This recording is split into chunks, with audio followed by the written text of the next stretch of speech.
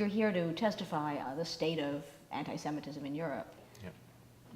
What are you going to say? Are things really getting worse? Where are the Well, I think problems? the numbers in themselves are in a way quite clear. I mean, there's a very, very sharp increase in two types of attacks against the Jews. The first one are physical attacks, and I think the latest figure show an increase of something like 80% over the last year. Since the killing in Toulouse, it has increased over about 80%. The other figure that is also highly in increase is verbal abuse against Jews. Now, verbal abuse against Jews, I would be more cautious about using that, because it's also part of a culture where today you report those events where 30 years ago you didn't. So the physical attacks is one thing, it's quantifiable, you can define it and you know exactly what you're talking about. Verbal abuse, I think, is a much more unprecise concept that I wouldn't use. So the numbers are one thing.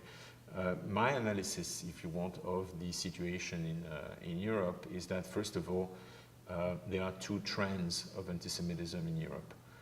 The first one clearly is led through Muslim radicals who attack Jews, pretending that they're doing it in the name of the Palestinians or the Middle East conflict, while at the same time, of course, even the Palestinian Prime Minister told them off, saying to them that they had absolutely nothing to do with the Palestinian issue and that they should keep their problem for themselves. So we are here very clearly facing an anti-Semitic situation by radical Muslims, which have nothing to do with the Middle East, even though it's just a cover that really doesn't hold any serious ground. So that is one element of anti-Semitism, and it is worrying because there is a large Muslim population, because in that population there is a certain number of radicals, and that they are having the freedom to act, and they shouldn't. So that's one thing.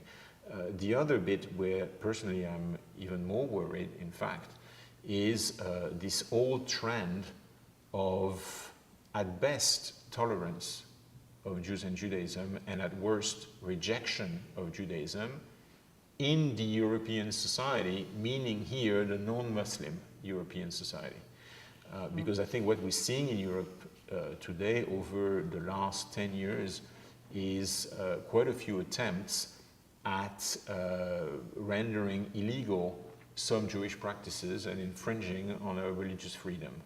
For example, there are many European countries where you're not allowed to have kosher slaughtering.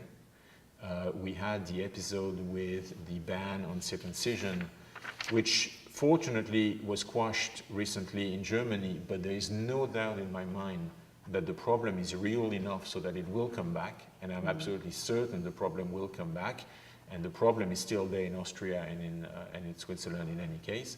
And I think at some stage the question is, do we qualify as anti-Semite an attitude that makes the Jew wonder whether or not they can live here? And I think the answer is yes. The answer is yes, because if we compare anti-Semitism today and saying, well, it's not the same as when they were burning the synagogue. No, of course, it's not the same as when they were burning the synagogue. And fortunately, it won't be the same because we have options as to where to go. But if you have a situation in a country where the legal system, many of the intellectuals behind, this is not street noises, those are words of intellectual, educated people, tend to outlaw Jewish practice on the ground that your practices are barbaric, what it means is that, first of all, you're not going to be able to live there, and so therefore Europe will lose its Jews. And number two, I'm not sure that I want to live in a country where they consider that I'm a barbarian that's just arrived from another planet and has just recently arrived in Europe, and basically I have only the choice of getting up to the standards of Europe or finding another place to go. I mean, this is a situation where morally we can't accept to be treated in such a way. I mean, Jews have been part of Europe for the last 2,000 years, and this is not how one should treat the other.